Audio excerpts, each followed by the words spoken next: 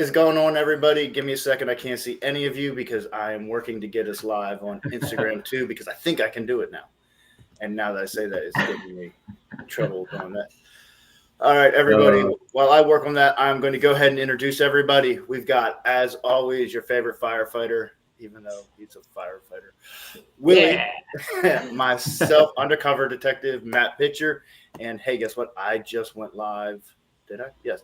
I just went live on Instagram. How about that?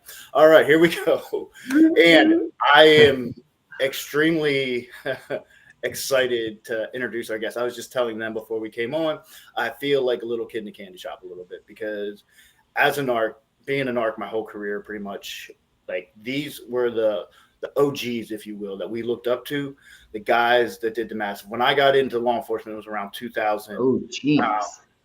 I'm not that old. Yeah, you're making our guests feel bad is what you're doing, saying OGs. So exactly. But so we had a lot of the street corner stuff, and that was when you were hearing about the real cartels like Colombia, like Escobar, were kind of coming to an end. And that was what you wanted to be, those guys, the ones that were attacking these cartels was what it's all about. And, you know, later in life, I got to do some of the cartel work out of Mexico. But even that, there's nothing like the Colombia cartels. And I'm going to let Chris talk about it. I'm going to try very little to interrupt him. But for people that are tuning in live, because we appreciate the live ones, if you do have a question, we will be trying to watch the message box. We may not get the answer right away, but as soon as we can get it to Chris to let him answer it, we will. But get ready for one heck of an incredible story, and we will get into some of the things that he's doing now to take care of himself after some of the craziness that he got to live through. So without further ado, Chris, please take it away. Hey, Matt, Willie, it's great to be with you guys as well as your audience. So, you know, I'm here to talk pretty much about whatever you guys want to talk about as far as my career in law enforcement with DEA, how I got started. You know, Netflix, the whole Narcos series, that's always, you know, elicits a lot of questions, and, you know, working in Miami and my time in Colombia as well. So, you know, it was pretty interesting times back then. So let's do a quick segment on, just so everybody knows, how'd you get into law enforcement? Take us in the beginning of the career, the Cliff Notes version, if you will. Hey there, Chris. Can you hear me? Did I tap out? So there we go. To school, Pennsylvania. Here. So I went to college in Pennsylvania, and while I was in college, I justice and government. And during my junior year, I got a job at the beach, right? So we go hang out at the beach, you do a little surfing, you know, you got to pay the bills, so you had to look for a job as well. So while we were down there on one of the breaks from school, I was looking for a job, and I ran into somebody who said, "Hey, man, why don't you go down to the municipal courthouse? I heard they're hiring police officers for the summer."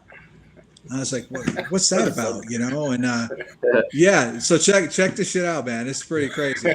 So so I go in there, and they say, yeah, we're hiring summer police officers. So I was in Wildwood, New Jersey. So anybody who's familiar with the beach communities in southern Jersey or in Maryland, you know, the population swelled during the summer. They get all the tourists, and they were hiring these seasonal police officers. So I said, well, what's the deal with that? What do I got to do? And they said, well, you go through a 1-week, 40-hour training academy. You'll learn some of the New Jersey state statutes and laws, and you get to carry a gun.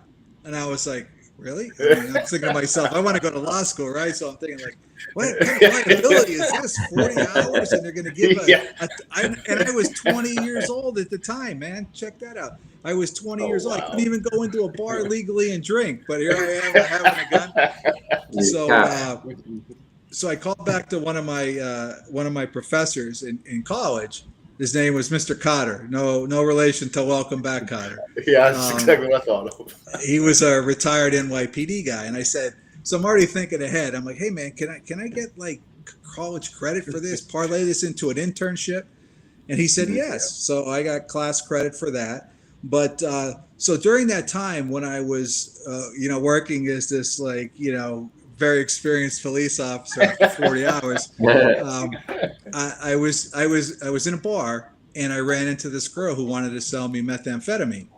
So I went back to like the real cops at Wildwood, the narcs, and I said, hey, what can we do? So we set up this little undercover thing, and we met up on the boardwalk, and then that really opened my eyes to a career in law enforcement. So I got away from going to law school. I played basketball in college. I wanted to be like a sports agent, negotiate contracts and stuff like that.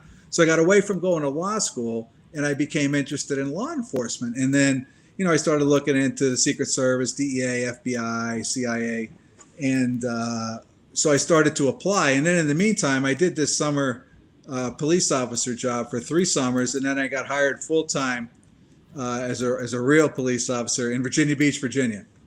So I did that for a year and a half. Yeah, Virginia Beach was great, and they had a good fire department too, man. Those guys were good. Yeah, I got one of their patches up here, Engine 8, Station 8. They sent it to me when one of the firemen had deployed to Iraq, and they found my brother was there. And they talked. They were like, my brother's a firefighter. Anyway, long story, just to say, yeah, Virginia Beach. It was good. That was a great place. It was a good experience for me. And then while I was basically waiting there for DEA to call, DEA called me, and I had just turned 24. So I had really about 3 years of law enforcement experience by the time I was 24. And then I went to the DEA Academy, which we didn't really have our own academy at the time. It was really the FBI Academy up in Quantico, Virginia.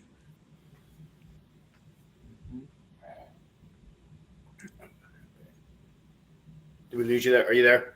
Yeah. Okay, perfect. Nice. Yeah. So man. when you went, sorry, I was thinking about something. So all of your academy was at the Quantico. You didn't have any down in Fletsy?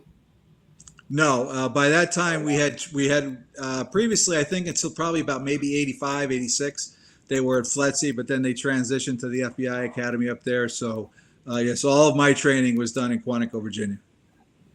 And were you able to teach the FBI how to police? I mean, was that the? Yeah, that part was pretty. That part was pretty easy. Yeah. And I do have a lot of FBI friends, so I'm just being smart. Yeah, so do I. Yeah, I have FBI clients too. Yeah. Yep. I have a love-hate relationship with the FBI, but it's all good. Hey, let me ask, Chris. So I listen for like a golden thread throughout people's lives of things that they catch on to, and it kind of follows them. So like law enforcement obviously is one for you, and then also under like that setup, the undercover piece. Where did that go from there? So you did the methamphetamine setup, the cops, and you got the job. Then how did you get to like being, talking about Narcos and, writing a book and like, holy cow, man, tell us more about that thread in your life. Yeah. How'd you get over in Colombia? For sure. So my first posting out of the academy was in Miami, Florida. So I got to Miami in the summer of 1988. And for those who are old enough to remember, the 80s in Miami was a wild time, man. It was, it was the home of the cocaine cowboys. Miami Vice was going on.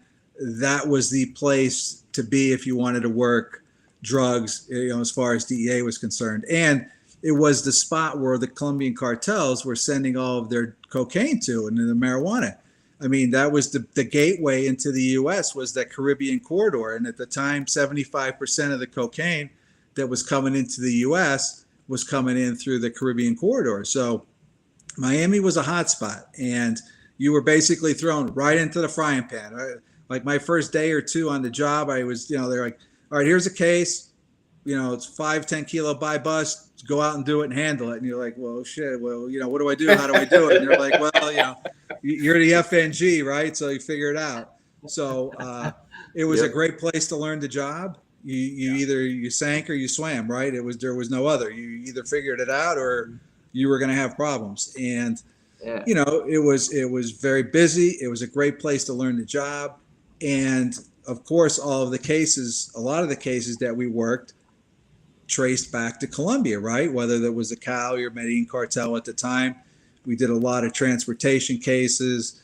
We worked, a lot of guys, we worked undercover at the time doing a bunch of different things.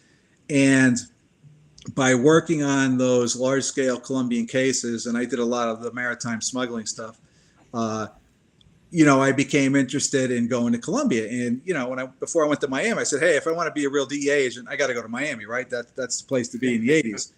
And then I said, well, if I want to be a real DEA agent, I got to go to Colombia. I mean, that's the mecca of drug trafficking. That's where everything's happening. So, after working a couple cases, dealing with some of the guys in Colombia on those cases, I applied to go to Colombia. I wanted to work against the biggest and the baddest drug cartels on the planet. And at that time, if that's what you wanted to do, Colombia was where you were going to go. And the guys used to tell me, you want to hunt bear, you got to go to bear country, right? Yeah.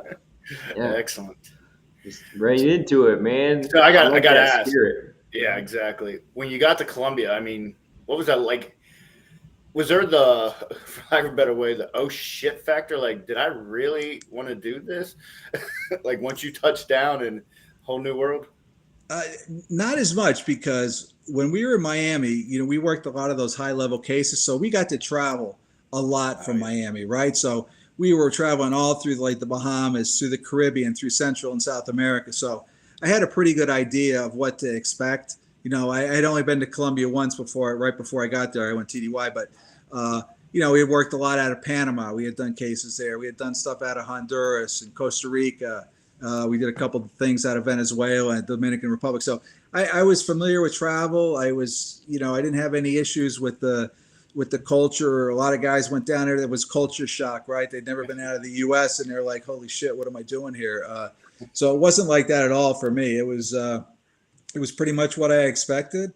And I didn't have any, difficulty in adjusting, other than when I went to, we would go to Cali, because you saw the website, some of the photos. I used to have, before I went to Colombia, I used to have hair down to the middle of my back. I didn't get a real haircut for over 5 years, right? So I had the long hair, I had the earrings, I was tan, I looked like an extra out of Point Break, man, like I was hanging with Swayze.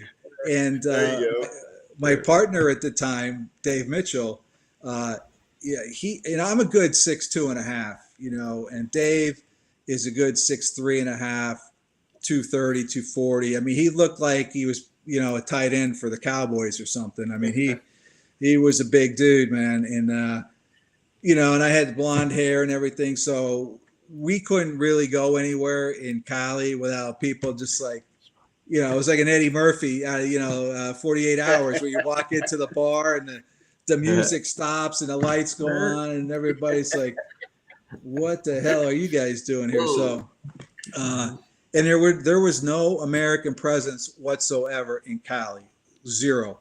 So the minute that anybody saw you, right or wrong, they immediately recognized or identified you as like DEA or CIA. There was no other, there was no other reason for Americans to be there, unless, you were some European backpacker happening to go through Cali. And then of course you probably had all eyes on them thinking that they were DEA or FBI or CIA. But it was difficult to operate in, but I didn't have, any culture shock issues or anything whatsoever. That's good. What was like, so they give you, like, I'm assuming, like you said, there's basically no U.S. presence at that time in Colombia. How scary was it in terms of that? Like, if something were to go wrong, was there a concrete exit plan, or did you kind of have to wing it day by day in terms of that? Well, in Bogota, there was an American presence, obviously, because that was where we had the U.S. Embassy there. There were some multinational corporations. So you could get away with, being an American in Bogota. There was, a pretty decent presence. But Cali, that was something different, man. There was nobody there because of the cartel activity, right? You had, right before we got there, you had the war between Escobar and the Medellin cartel and the Cali Cartel, which lasted 6 years. And, there were car bombs going off. There were these operations to try to kill each other, which were out of movies, right? They were bringing in mercenaries from the UK. They were launching these helicopter assaults at Pablo. They wanted to drop bombs on his. I mean, it was car bombs going off all the time. So it was crazy. So yeah, in Cali there was no American presence, and right when we got there, we had worked some cases against the Cali Cartel. So when we arrive, Dave and I, we go in and we say, hey, we might like to go to Cali, want to follow up on some leads. And they tell us immediately, well, we're not sending anybody to Cali right now. It's too dangerous. And this is kind of reflected in Narcos season 3 in the first episode, where there were 2 agents that were there previously, right when we got there, that had their photograph taken while they were operating in Cali. And the photograph came back to the embassy, and DEA saw it, the ambassador saw it, and it was perceived as a threat against American agents operating in Cali. So, of course, you know how it is, law enforcement, the government, knee-jerk reaction. Yeah. Oh, my God, nobody can go to Cali. We can't do anything. Shut off. It was crazy. So we were like, well, how are we going to investigate the Cali Cartel if we can't go to Cali? He said, well, you got to do it from Bogota. Well, that's not a really good strategy to try and investigate the cartel from 200 miles away. So, after a while, they let us go, and then we started to up our trips there, and then we finally began, spending days and frankly weeks at a time with the police base. But to kind of answer your question, after a while when we were there, we were staying in safe houses too, right? Because a lot of the operations that we were doing were compromised, and we were dealing with a lot of corrupt officials. And in order to try to compartmentalize what we were doing, we would stay in safe houses. So, we were 200 miles away from the embassy. We were by ourselves, and that was it. So if the shit hit the fan, like we say, you had to be able to take care of yourself and hopefully wait for the reinforcements to arrive. Yeah. Yeah. Yeah, fecal matter hits the oscillator. Exactly. Like bear. So, Chris, was there anything that you're all in, 100%, right? Like 100% to that mission to take everybody down and to go home. And was there anything in there that did you have any limits of how far you would go to accomplish what you were trying to do? Well, that's a good question, and I don't know how far I'm willing to go to answer that here, but for the most part, yeah, we were going to do pretty much whatever it took, and there's a few references in the book where you'll see, and the stuff's all true, where we were prepared to do some pretty drastic things because of what had happened. And yeah, there was a fine line of where we were going to go, but that line was pretty far out there. Yeah. Hey, that's great. So you talk more about that in the book. Can you mention a little more about your book? Because I know a little about it. I want everyone else to know about it. So the book is called After Escobar, taking down the notorious Cali Godfathers and the biggest drug cartel in history. And it talks about, myself and Dave and some of the other DEA agents that were there with us. And it's from our point of view, like what we were doing in Colombia at the time, how we were doing it. We get into a lot of operational stuff, why we did what we did, the obstacles and the challenges that we faced. We failed over and over and over again so many times. And the corruption was very systemic when we were down there, and we talk about that extensively in the book. And we talk about how we had to come up with these plans to circumvent that corruption, how we had to work unilaterally at times without anybody knowing what we were doing, doing our own surveillances, talking to our own informants out there by ourselves, planning our own operations, lying to the Colombian security forces as to what we were going to do, where we were going to go, and how we were going to do it. So there was a lot of deception going on. But, at the same time, there were a lot of, extremely hardworking and honest Colombian men and women that we worked with who wanted to do the right thing. And, no one has suffered more during the drug war and the battle of terrorism in Colombia than the Colombian people. So it was challenging, and we get into all that in the book. And that's why I think the book is pretty cool, because you're getting the real story, and you're getting it from two of the agents who were on the ground at the time. And you're getting an unique, like an inside look as to what we were doing there on the ground every single day. And some of the successes we had, some of the failures we had, and some of the crazy stuff that you wouldn't even believe is true, but it's all in there. Yeah. How long again was it that you were in Colombia? So for the Cali part, I was there just shy of 3 years, but I did multiple tours in Colombia. I went back 2 more times, and I did a total of a little over 12 years in Colombia. Oh wow! How was the anxiety with that? Because, like you said, that was some of the undercover stuff I did, and it's one of the things that I deal with today. Like, when you start talking about the corruption that you're talking about and that kind of thing, and you're in a totally different country, and it's very hard to understand who you can and cannot trust. How did you mentally get through all that and everything? Like, how was your anxiety through all of that? Just honestly, I was pretty tough, because anxiety was high. Stress was always high. We were basically operating, by ourselves. And and this is in the book a lot as well.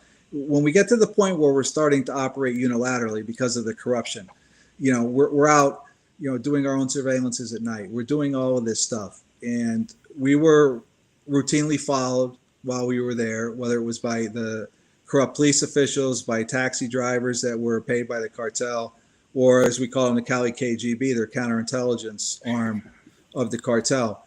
So, that part was stressful. It always felt like there was this weight on top of your shoulder. And in law enforcement, you're always looking over your shoulder, right? You're constantly looking and waiting for something to happen, and you have to have firefighters do it too. Yeah, yeah, and you have to be on high alert, because the minute that you let your guard down, that's always the time that something happens. So complacent. There was no. I'll tell you, the safe houses. We were always worried that someone was going to, come and try to take us out of the safe house. Every DEA agent knows what happened to Enrique Camarena in 1985 in Guadalajara, when he was kidnapped, tortured, and brutally murdered by the cartel. So that's always in the back of your mind, and, in the safe house, we had a 2-bedroom apartment, but we slept in the same room, right? Because we were always concerned that someone was going to try to come in. You always had your weapons there. We had, crazy. I look back at some of this stuff now and I can laugh, but it wasn't funny at the time. Our security system. Check out our advanced security system from our apartment. It was in a pretty secure building, but our security system consisted of Christmas bells that we hung from the ceiling. like in Home Alone, right? That's what I was just about to say. So if the door opened, it would make a ruckus. It would make noise. And we also had empty beer cans we put on the floor behind the door. So if the door opened, it would cause noise and wake us up. Again, we always slept in the same room with our weapons there. And this part is, I laugh about it now, but this was no shit. And this is true, and it wasn't funny at all. That we had our vehicle that we kept in the garage of our safe house. So every morning when we go down there, of course, we had to start the vehicle to go and do what we had to do. And we were always leery of the potential of somebody putting a car bomb on or under the vehicle. So, before we went out every day, we'd check the car as best we could. And then one of us, this is true story, it's no shit. One of us would go and start the car, while the other one would go behind this concrete, huge support column, stand behind it and cover our ears while the other one started the car. And we always used to say, well, there's no sense in both of us getting killed if a car bomb goes off. So we would alternate every day who started the car. The one day I would start, the next day Dave would, and I would, and he would. And we did that every single day. And like I said, we laugh about it now, but it wasn't very funny at Oh, the time. And you talk about stress every time going in there to start the car. Now, the odds are that probably nothing was going to happen, but still, you don't know that. Remember, it only takes one time, so you got to, be sure. So, yeah. so dealing with all of that, being in a very hostile environment, and the cartel, they had an intelligence network. They call them the Cali KGB in reference to the Russian KGB security service. That they had that entire city locked down like you couldn't believe, right? They controlled the airport. They had spies at the hotels. They had, by many accounts, up to like 5,000 taxi drivers that were their eyes and ears throughout the city. Wow. They were able to wiretap hundreds of telephones through their corrupt contacts at the telephone company. They had, an advanced computer that they were able to like cross-reference phone calls and to try to identify sources. So, nothing really came out of Cali. They were even able to track our airplane when it left Bogota to go to Cali. So nothing happened in Cali without them knowing about it. Nothing came out of Cali, and nothing moved inside of Cali without them knowing about it. So it was very stressful, and it was very difficult for us to do our job. That's why we had to do a lot of this stuff at night under the cover of darkness so that we could blend in and move around with a little bit more ease. Mm-hmm. Wow. Man, that's Yeah. some ninja stuff right there. That's how I look at it. It's ninja.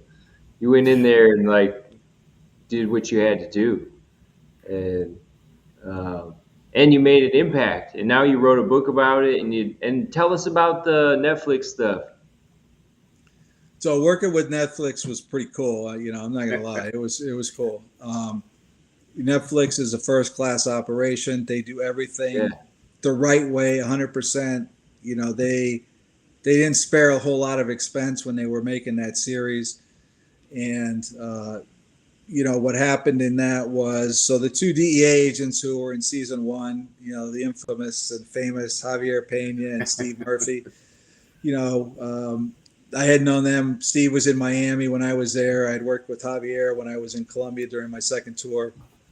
And, after season one, Netflix saw that they had like a gold mine on their hands there. And they were looking down the road to future shows, future episodes, and future seasons. So the logical progression after what happened in Medellin was obviously to go to Cali. So, they had asked Steve and Javier, like, hey, who would a good person be to talk to about Cali Cartel? Because that's what we want to do for season 3. And they threw my name out there. And I had also done an interview with NPR called This American Life with Ira Glass. It's a very good show, very good series. And I did it with Jorge Salcedo, who was one of the sources that we utilized to go after the Cali Cartel, as well as William Rimple, who wrote an amazing book about Salcedo's life while in the employ of the Cali Cartel called At the Devil's Table. It's a phenomenal book, and I highly recommend it. So they had heard that as well. So based upon that, they called me. I went out to Santa Monica. I sat down with some of the Netflix crew and the writers. And, I was pretty amazed at how much they had already known about the Cali Cartel. They were very well versed. They were very well informed. They had done a lot of background. They had read Bill's book, At the Devil's Table. So I sat down and I went over. I told them, look, I understand you guys have a television show to make. I'll tell you exactly what happened and how it happened, and what you guys do from there with your creative liberties. That's up to you. So we did that. We went out there and told them the whole story, and they went into the production. And I got to go down too on set while they were filming some of the episodes, and I was in Cali, so that was pretty cool having to go back to Cali. 20 Was it a weird? Was that 95? Oh, 15, 25. 22 years cool. Later, 20 years later, it was weird, and then it wasn't. It both, because it was strange because I had seen how much the city had been built up since the time I was there, and a lot of the landmarks that we used to navigate by, they weren't there. And what was there previously now were these big, houses and condominiums and shopping centers. So that part was pretty cool to see how Cali had evolved from the 90s when we were there. But then again, a lot of the places that we did raids and the buildings, and they were still there. So going to see some of that stuff and going and seeing it, that was pretty surreal, and it was pretty cool. And, just dealing with the Netflix crew, meeting with a lot of the actors and stuff, and, going over the scripts and going on location and filming and, right where we actually did stuff. That was pretty cool. Yeah. That would be super neat. Cool. Yeah. Wow. No, that's great, man. I mean, it's cool to hear how you went from a meth, interaction with somebody to like, oh, I like Undercover, and then all the way to like now we're talking about it on a podcast. You know what I'm saying? It's just cool to see. I feel like everybody has a unique thing that they can do in life, and I feel like you're doing it, man. Like, you're living with purpose. There's a story to tell. I like hearing about it. I could listen to you all day. Yeah, no kidding. Yeah. You probably get that a lot, though. No, not really. But as we were talking about before, though, a lot of stuff in law enforcement, even in life, no matter what you do, is being in the right place at the right time. Right? Timing is everything, as we say. Yeah. And I had the good fortune to be in a lot of places at the right time. Being in Miami during the 6 years that I was there. It was so busy, and you had so much work, and it was, if you wanted to work hard, it was pretty easy to make good cases, and and that parlayed into going to Colombia and being there at the right, getting there at the right time, and having the opportunity to work against the cartel, against the North Valley cartel, against the paramilitaries and the FARC. I mean, like I said, I was very fortunate to be in the right place at the right time on many occasions. Yeah, and you were the right guy for that too. So that's, I mean, you Does can be in the right place in the right time, but the wrong guy, and then nothing works. You know what I'm saying? Like, you did your job, great job, man. Is it also weird to look back, because you've got to look back and say the way that you had to do it back then? I mean, that is a thing of the past. To be blunt about it, the way we attack cartels, the way we do everything like that is much different today than it was when you were there. Obviously, the danger level was much higher back then, as we know. I mean, it's still high, don't get me wrong. When the guys are down in Mexico now and stuff like that, it's still very dangerous. But like Cali and stuff like that, do you look back at it and think, man, it's so much different than it is today? Because it truly is. It is a lot different, and a lot of the stuff that we did back then, we wouldn't be able to get away with now. Nor looking back, would I probably even try to do some of the stuff that we did. I sit there sometimes, when we were writing the book and putting down on a pen to paper on what exactly happened, and I would sit there, go, man, I can't believe we did that shit. That was pretty fucked up. That was pretty crazy, and I would never do it now.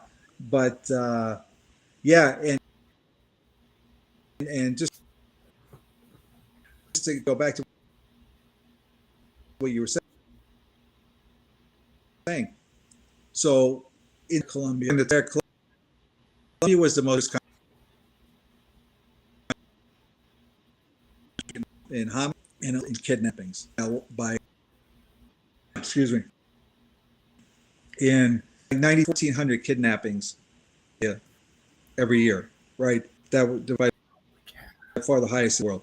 So, in the world, and being someone, myself and Dave, who couldn't camouflage ourselves, right? There's no hiding a 6'2" and 6'3" guy, right? No. We used to wear hats. Sorry, I can't relate to that. Hats, sunglasses. But, look at the size of these two guys, right? I mean, So yeah, it was Yep. it was hard. It was dangerous, and you always had to be careful. And let's go back to like what I was saying. You wouldn't be able to do this today. When we finally convinced the DEA in the embassy and the ambassador to let us go to Cali, right? Remember, we had to investigate the cartel from Bogota, and we're like, look, this is not a viable strategy. I don't know where we even came up with that, but we have to go to Cali. So, to make a long story short, they finally let us go to Cali, and we had a couple of regulations, right? These restrictions in order to go. One, we could only go for the day. We had to be back by nightfall. We couldn't stay overnight. Okay.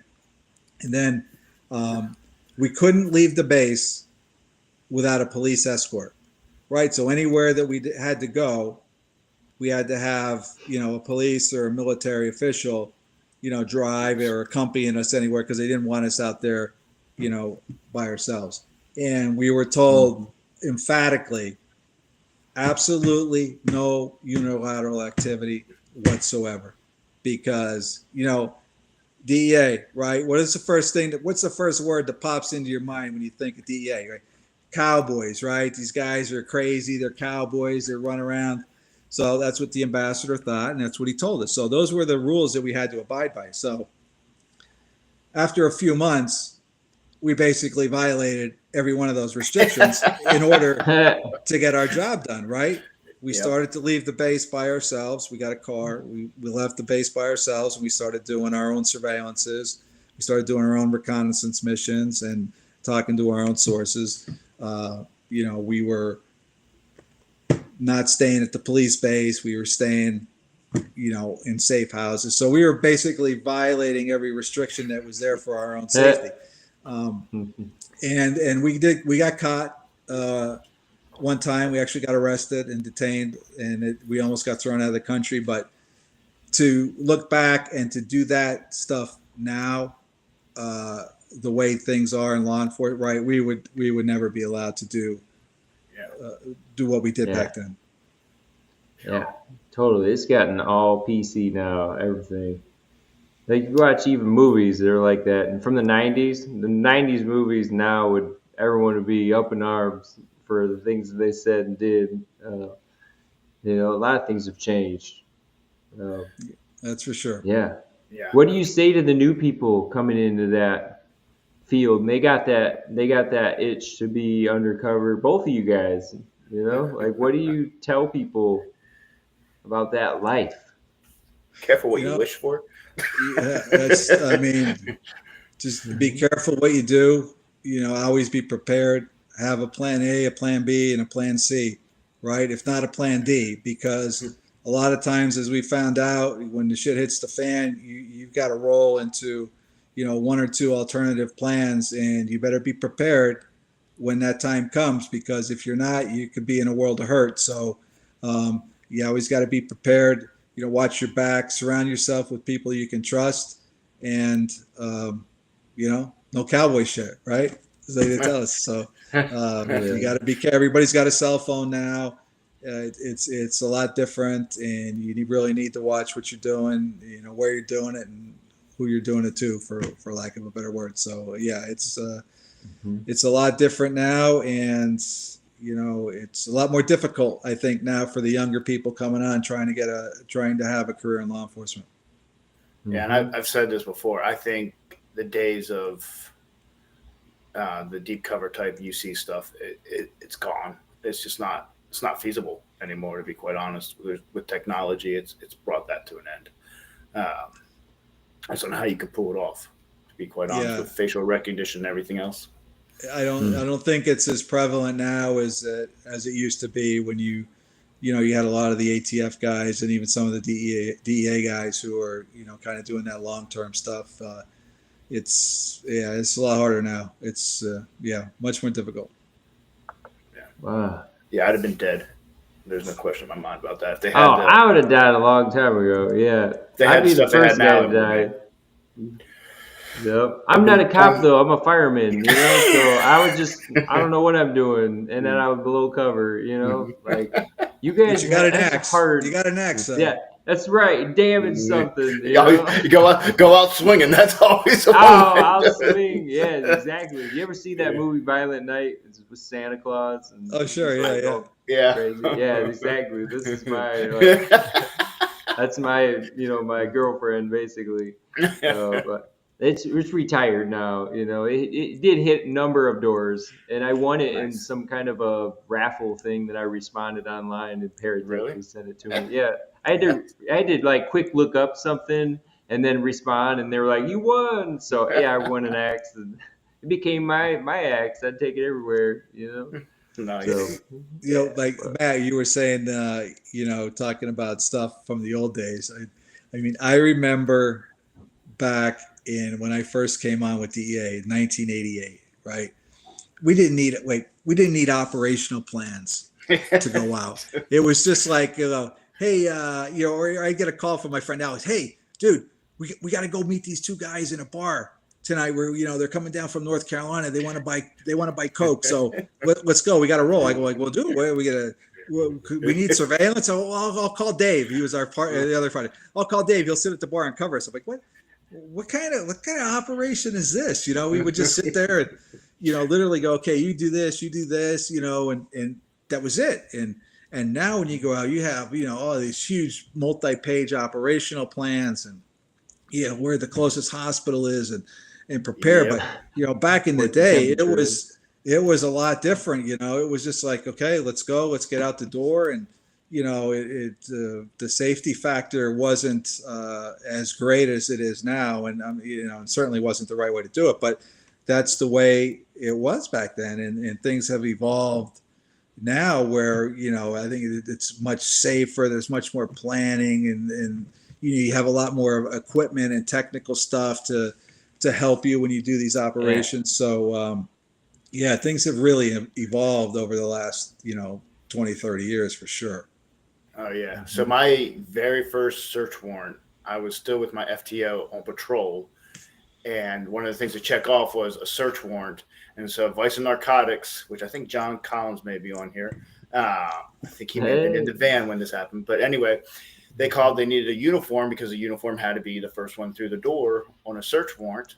So they called, oh, you're a rookie. You need to get this out of the way anyway. Go on. And so very first search warrant, just run through the front door. I literally ran to the back of the house until I ran into somebody. I had no idea what I was doing. Yeah, I didn't get shot. But yeah, it's definitely changed a lot. That would never happen now. Yeah. Yeah, man. Hey, well, what's like there's a thing in acting world where if you embody a character, it's kind of hard to let it go. Method acting. Yep. Yeah, like you like lived and breathed this way, in a virtual world in a sense, like as a person. And have you guys, both of you, Chris especially, since you're our guest today, but have you had trouble like seeing that character that would go in and and make these arrests, and is it hard to move to something else, to the next phase of your life? For me, no, not at all. I mean, and I think part of the reason is, and I've talked about this before, is that, in law enforcement or even with any other job that you're in, you can pick the higher up you go in the ranks, the more removed you get from what you're actually were there to do, right? And I loved being out on the street. I loved working in Cali. I loved, just being overseas in that environment and working. But, after I got promoted to a supervisor and then later on as, an assistant regional director and assistant special agent in charge, you're very far removed from operating in the street and doing any kind of enforcement operations. And I did not like that at all. I didn't like sitting behind a desk. I didn't like having to when I was in Washington at headquarters wearing a suit and tie, having my hair cut. I didn't like any of that. I wanted to be, out on the street where the action was. So when it came time for me, after 26 years with DEA, I would just say, you know what, it's time for me to go do something else. And, I went to work at a bank for a while, doing global financial crimes and anti-money laundering stuff. and then I worked in the private bank and AML, anti-money laundering, and like know your customer, asset management, stuff like that. So I did that. So the transition for me was pretty easy. I was ready to go, and Yeah, you had a plan. but I know there's a lot of other people that they have a hard time, coming out of that or moving on. But like I said, the bureaucracy is what wears you down, Yeah. right? Yeah. It's not doing the real work. It's the bureaucracy that just kills you. Yep. Exactly. Yeah, from the way you could talk, I could see that you would not make it as a supervisor. It's too much. You're a boots on the ground type person, which is He'd be in trouble. Yeah. Yeah. No. And somebody asked me one time not too long ago. They said, "Well, what would you do? Would you do anything different in your career?" And I said, "I would do one thing different." And I said, "I wouldn't promote. I would stay, as a this, like we call it, GS13, a senior level agent, just below supervisory rank, and I would just, work out on the field. But we go back to right place, right time, timing. You come off a good case, you put your name in for one job, boom, you get it. It's like, oh shit, that's what did I just do? So it's like you say, timing is everything. But that was the one thing I would do differently, is I think I would just remain a field agent and operate out in the field. Hey, Chris, you just got a question. I'm going to read out real quick. Hold on. First of all, he wanted to thank you for your stories. He loves hearing about it. But his question is, did you ever get injured during your time in law enforcement? Physically, no, I don't think so. Not that I can recall. No, nothing major. No, thank God. Yeah, not going. Well, I guess you're retired now, so it doesn't matter. Yeah. So along those lines, That's right. because you're very impressive with the way you've been able to deal and take care of yourself and do things the right way.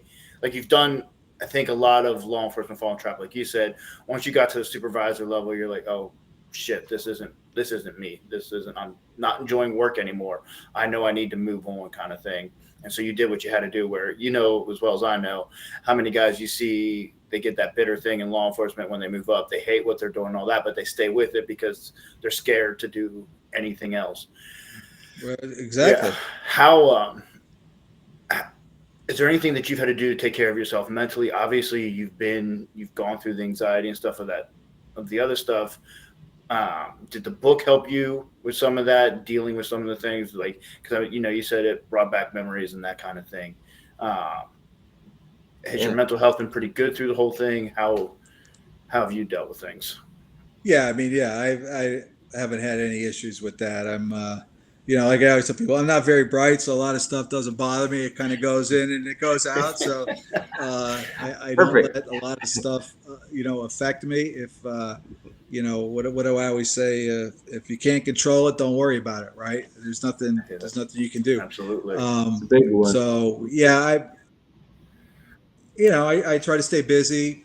Exercise. I always try to do something, right?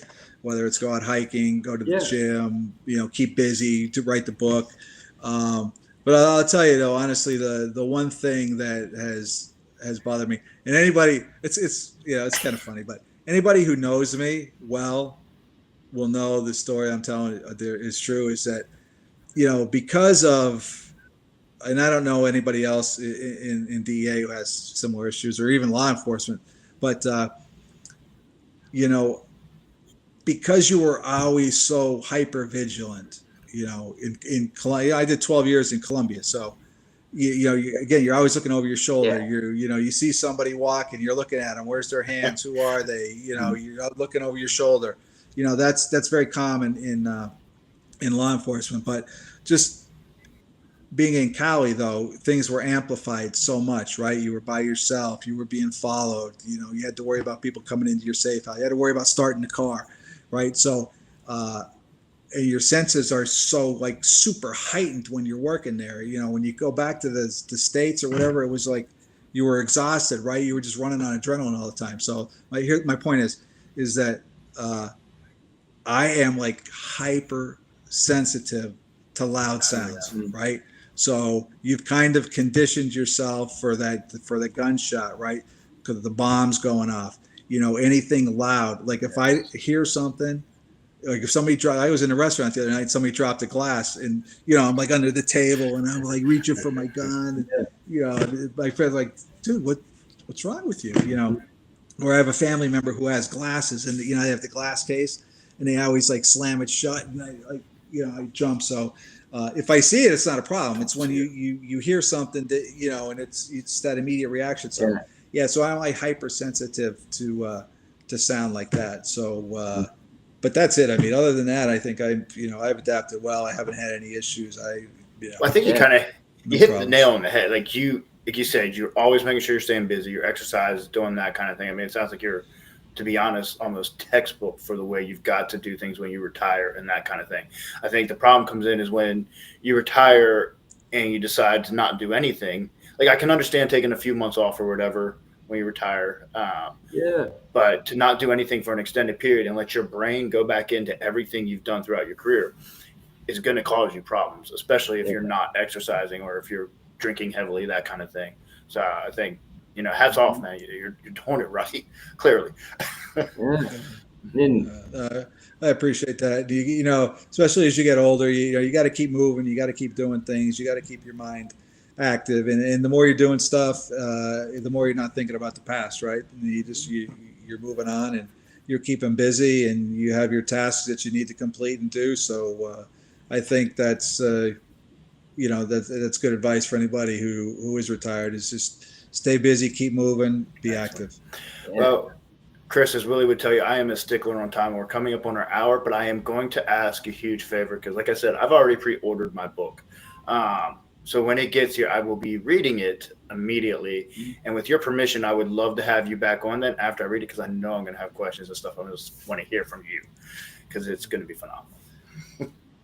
I think that's a great idea. Obviously you don't want to give too much away. Absolutely. But the book, there, when you get it, read it and take a pen and highlight stuff, and we'll come back and talk about it because, as I said before, it's the only book about the Cali Cartel that is written by the agents who are actually underground, doing the operations in conjunction with the Colombian National Police and some of these other vetted units that we worked with. And it's a very operational, but there's a lot of history in there too, about the Cali Cartel, the war with Medellin, how they got started, the political climate, the corruption, what was going on there. So there's a lot of history, but there's also a lot of operational details in there. So anybody who likes, obviously true crime, nonfiction, getting into the details about operations and why we did stuff a certain way, I think people will enjoy it. And I would love to come back and talk to you after you've read the book because you're going to have so many different questions about so many different things. I think it would be a lot of fun. Thank you for coming on. We had another guy who just came on. It was a great show. It was Mark. So the guy who just said great show, he's also another UC, has done some pretty incredible work. He was kind of a mentor for me. So good guy there. Yeah. So thanks for tuning in, Mark. All right, real quick, and then we'll let everybody go. Next week it's going to be Eric, Willie, and I again. And Willie and I have never really discussed our past. I realized we've gone into a little bit here and there. So next week we are going to dive into our past and let you guys ask questions about what we've done. So we'll do that next week. Chris, unbelievable, man. Just really. And I'm a kind of geeky and a little bit of a fan here. So thank you so much for being on. And like I said, as soon as I've had that book read, which usually I'm a slow reader because I too am not that smart, but I have a feeling I'm going to get through this one really fast. So I'll be in touch soon. Yeah. And I appreciate it. It was great being on with you guys. And anybody who wants to know more about the book, we have a website, www.afterescobar.com. It's got a background on the book. It's got a lot of cool photos in there about our time in Miami, time in Colombia, and some of the operations we were doing. And the book's on Amazon and Barnes & Noble for pre-order right now. Its publication date is June 24th, so about 3 weeks it'll be out pretty much every month. Super cool, man. Thanks for sharing. And tonight, but just in general, that's what we're trying to do here is just get people to talk about what they've been through and what helps. And seeing you take what you've done and put it in the narrative, now there's some legacy about that, which is super cool. Yeah, so much. Thank you for sharing that with us. Very much. Oh, thanks. It was great being on with you guys. I'm a fan of the show and, a fan of you guys. Hey, So cool. it was great Yeah, talking. Appreciate it you so too, much. Chris. Keto, thank you, man. Glad you enjoyed it. Can't wait to see you again next week. All right, we are.